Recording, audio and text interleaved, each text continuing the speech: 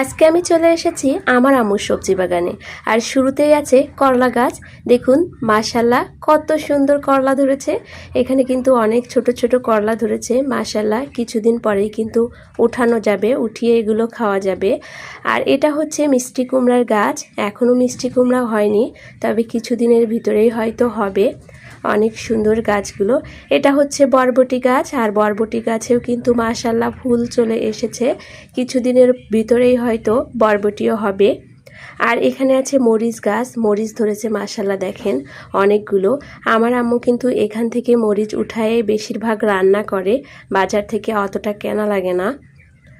দেখুন কত সুন্দর মাশাল্লাহ। মরিচ গাছগুলো অনেক সুন্দর হয়েছে। এখানে আবারও আছে একটা বরবটি গাছ, আর এই বরবটি গাছে কিন্তু অলরেডি বরবটি ধরেছে। চলেন এই দেখেন ছোট ছোট বরবটি ধরেছে। বাড়িতে এমন সবজি গাছ থাকলে কিন্তু ভালোই হয়।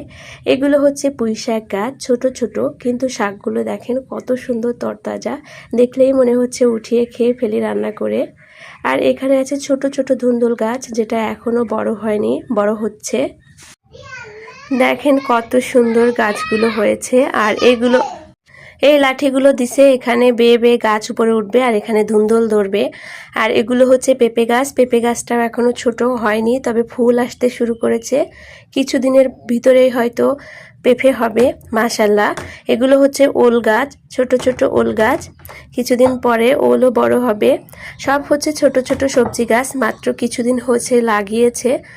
আর অনেক সুন্দর হয়েছে এই গাছগুলো। এগুলো হচ্ছে বেগুন গাছ, বেগুন গাছেরও ফুল ধরছে মাশাল্লাহ। দেখুন কিছুদিনের ভিতরে হয়তো বেগুন হবে, কিছুদিন পরে বেগুন হবে। দেখেন এটা হচ্ছে পেয়ারা গাছ, পেয়ারা গাছটা হচ্ছে ফল গাছ, এটা অনেক বড় হয়েছে। আর এই গাছে পেয়ারাও হয় মাশাল্লাহ।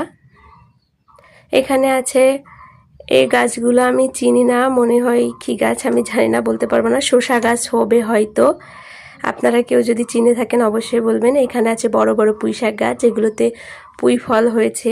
অনেকে বলে পুঁই শাকের বীজে, এক একজন এক একটা বলে। এখানে আছে আলু গাছ, মাটির নিচে যে আলুগুলো হয় মেটে আলু বলি আমরা। খেতে কিন্তু অনেক স্বাদ লাগে, মাছ দিয়ে রান্না করলে বেশ মজাই লাগে এই আলুগুলো। এখানে আবারও মরিচ গাছ আছে।